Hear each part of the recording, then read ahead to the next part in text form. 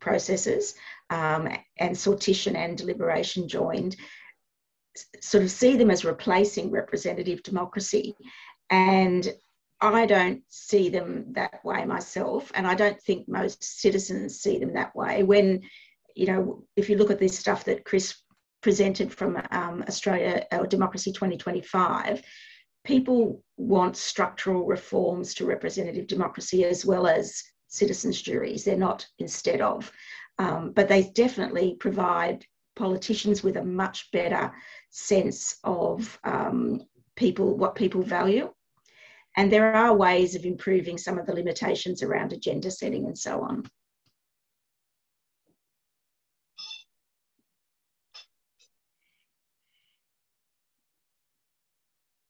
Thank you, Nivek. How about Chris? Any comments on that? Matt, could you say the question again for me, Nivek? Sure. Yeah, a very cheeky message, and I was reading it while So, okay, Chris, are you paying attention? Yes, I'm with you. Okay, so the question was around, so in terms of how deliberative processes fit in with the rest of the democratic machinery, where there are obvious points of support and also obvious points of potential conflict. Yeah, I mean, I had a slide that started to point towards some of this. I think, you know, the purest version of deliberative democracy fitting into our existing system would be to have a separate House of Parliament that, whether it replaces, for example, the Senate, or sits alongside the two Houses of Parliament, which was randomly selected citizens, and that would be rotated regularly so that people didn't become career politicians and you know, with all the issues that come with that. And there's obviously huge conflict with bringing that normative ideal into practice, because, you know, that requires existing politicians to give up a whole bunch of their power, which there's no signs of them wanting to do that. So failing that ideal, then that's why people have started to look at, have looked at for so long, doing things in between elections and bringing deliberative mini-publics together for particular decisions. I think local government is the more obvious space for this, where there's less tension. It's much closer to the people, but you still hear local politicians saying, why would I want to get randomly selected citizens together to discuss this? I've been elected by my constituency to discuss this. So that's doubling up. So even at that scale, there's still, I think, tensions and conflicts to resolve, but there's a lot of local governments that are much more comfortable with that kind of approach. Yeah, and then I guess, I think something like what the Victorian government has done, despite the concerns of how it's been implemented that Nivek was pointing out, anything that starts to institutionalise a requirement for deliberation, even if it starts off imperfect and we can learn and improve it, starts to build these processes into existing political institutions. And as people learn that they actually work really well, which, you know, I've heard many conversion stories from people that have come along to a deliberative mini-public for the first time being very skeptical and, oh, wow, that worked really well. That was inspiring. That showed me that ordinary people can deliberate on these really complex issues. So the more that we can demonstrate that this works, the more spaces we have to do that, the more chance of it becoming embedded in the longer term. Thank you, Chris. We've got some questions coming up in the chat, but Willow, anything you care to add to that? I was jumping to the second question, which is what is the where's the conflict? And I think it just comes down to trust, and actually this is the trust deficit and how to build a two-way trust system where power can let go slowly, maybe faster in other ways. And I wouldn't know how to unravel that in a very short amount of time. But that for me is one of the key things to help start to collaborate on unlocking.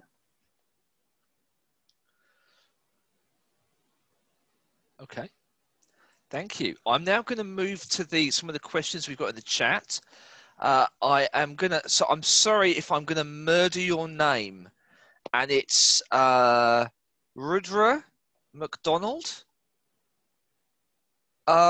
Whose question? Rory. Thank you, Rory. So Rory's question is, deliberative processes seem so poorly known by the general public. Most people I talk to about it have hardly heard of it. What would be the best way to make these practices properly widespread and known by the general public? So who's going to tackle that first? Willow, have a crack. Hang on, point me to it. I was looking at the wrong bit. So it's The Rory question McDonald. I missed. Deliberative processes seem so poorly known by the general public.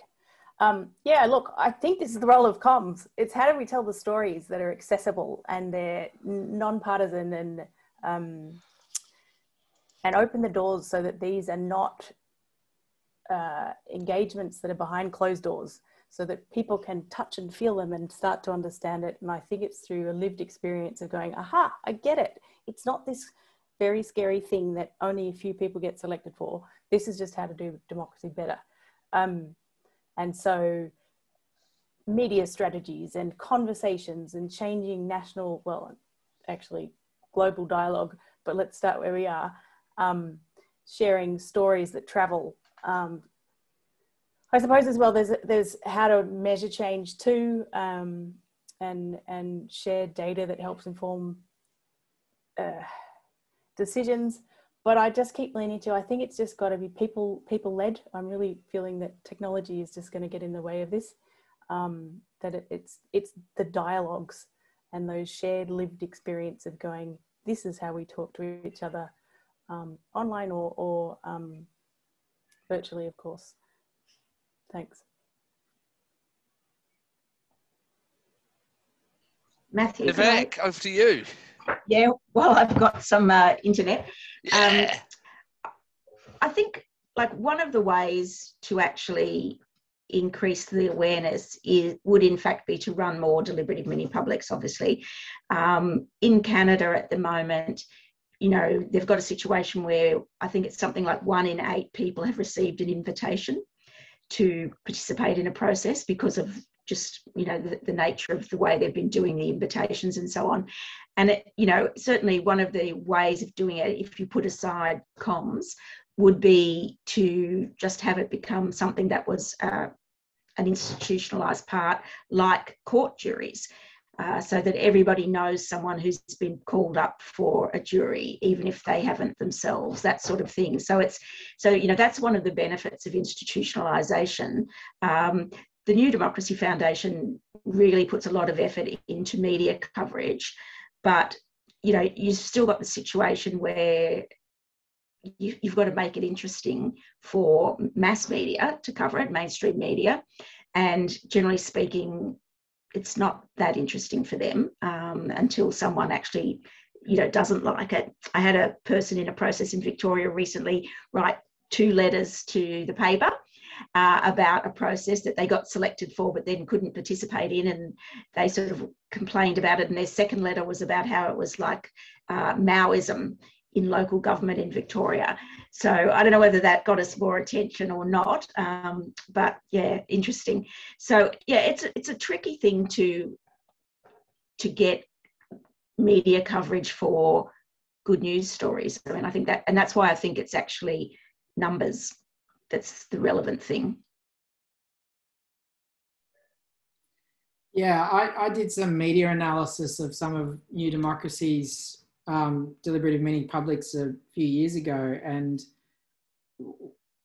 despite they'd put quite a bit of effort into getting media coverage, and they would get the participants to tell their stories and, you know, get them together, and they'd get local media coverage. So, you know, they did a process in Noosa, and the Noosa has its own paper, and they're a very sort of parochial community. And so they got lots of local news coverage. But by and large, when these kind of processes got covered in the media, it was when something controversial happened. And so, you know, Infrastructure Victoria's process in Melbourne, when they talk about particular infrastructure options, suddenly that's a big story, because, you know, they're going to be messing with the infrastructure in Melbourne. And there's, yeah, anytime something controversial comes up as a possible thing coming out of a citizen jury, even if it doesn't end up in the final report and the media hears about that, they seem to like that kind of thing rather than the great story about people getting together and decision making. And as Nivek said, they're not particularly interesting processes while they're happening. If you go and, like, often they've been open to the media and the media can come in and observe, but when you sit in the process, it's just people talking and for a whole day. And it's great fun for the people involved, but for someone watching, it's, you know, there's not a lot to report there until right at the end. So yeah, tricky to get media attention for them. So moving away from the media though, what other sort of ways, one thing I'm curious about is, so in terms of embedding these things in quite banal everyday places, how's it gone embedding them in places like schools or even shock horror universities?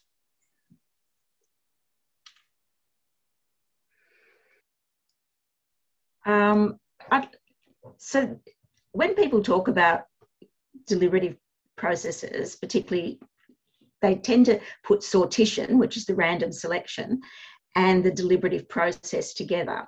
And, you know, that's the way they've generally been thought of. But there's been some interesting work in Bolivia, of all places, where they've actually used random selection to select children in schools for the school council, instead of it being a popularity contest. And the evidence is that actually, like, I don't think they're necessarily forcing those children to deliberate in a sort of traditional sense, but or even supporting them to. Forcing is a bit of a hard word, isn't it? But they've found that it's actually, you know, it's changed the whole nature of the school council. It's changed how the teachers see the kids, because they tend to think of the popular kids as being the ones that have got the most to say and therefore are the most valuable.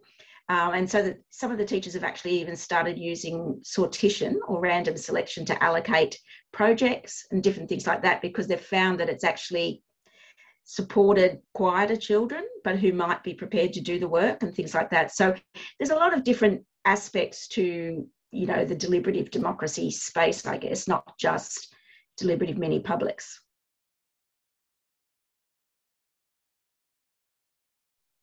Cool. Thank you. So another so a kind of a related question is, which I think kind of takes us a bit further, is a question from Claire. Now, I just see Claire's been picking your brains, Nivek, about City of Sydney stuff, which we thoroughly encourage. But Claire's question is, I think there was a general helplessness when it comes to how people feel about politics. How can we empower this shift in discourse? So again, kind of what are things that, from a people engagement perspective and making people feel like they can contribute in these, what sorts of things can we do? I'd like to jump in here if I can as well. I think people do feel, you know, there is a feeling of disempowerment. But the interesting thing is that when you know, in my business, I recruit lots and lots. I've recruited over 50 mini publics around the country. When we talk to people, we brief each person individually and talk to them. The majority of people, if the recruitment's done properly, haven't been involved before. And I actually did some research where I actually interviewed people participating in a process that New Democracy ran in the early 2010s. And when I said to them, why, you know, you haven't been involved before, why did you join this? They said, I got the invitation. It looked like something that, you know, was an interesting topic. I saw that I could make a difference.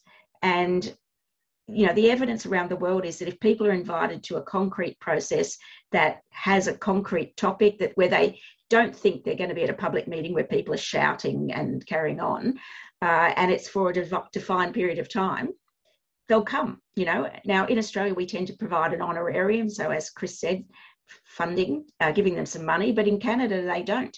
And people still turn up for 5-day processes without any payment other than, you know, reimbursement of costs.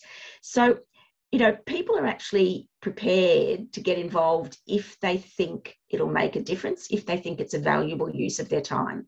But obviously, you know, one of the challenges with deliberative mini publics is scaling, because, you know, even the ones that have 100+ people, that's still a drop in the ocean of all the people affected by decisions.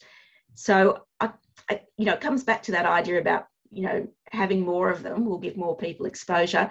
And I think people who've done them talk to their friends and families about how they were able to have an impact. And that can, you know, but it's a very slow process, that, isn't it, of just sort of word of mouth. Absolutely. Chris, Willow, any comments? I think there's, I mean, it's a great question. There's no simple answer to it. There's just many ways we could start to insert some wedges into cracks and hope that we start to shift things. It's, so, you know, Nivek was talking about schools. One space obviously is education, and having people, having kids in schools actually engage in deliberative mini public style processes within their school, and using that as a way to learn about those kind of processes does start to create a discourse that your perspective on issues is valuable, whoever you are, and you don't have to be a politician to make a difference on an issue. You have the right to engage. And so combining that with some education about citizenship and what it means to participate in a society is one strategy that could help a little bit. I think, you know, what Nivek said before about more and more of these processes happening so that they become, more people have seen them.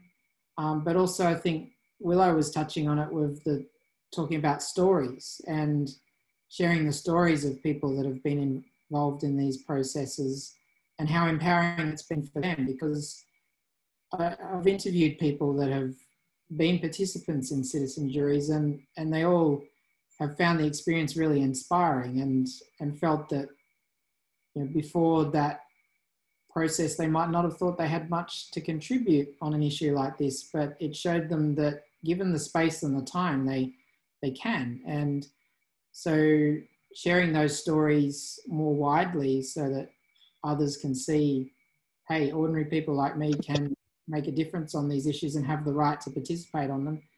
It's another thing that could help. But it needs lots of those kind of things to gradually make a difference, I think.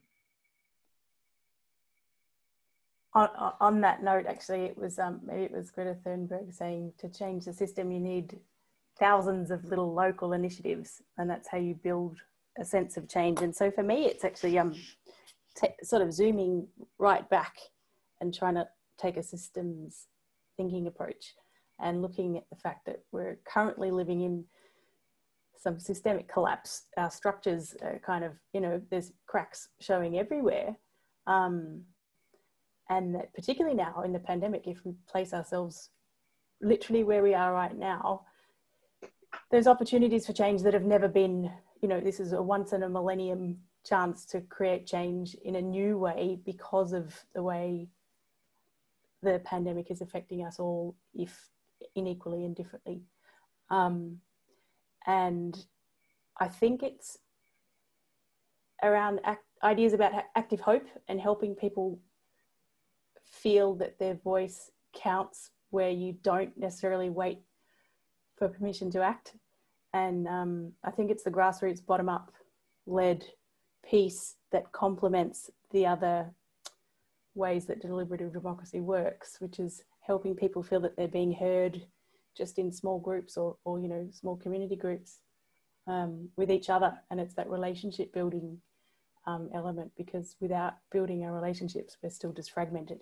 So it's actually that bringing people together to hear each other, even if it might not be that it's feeding into a policy change initiative.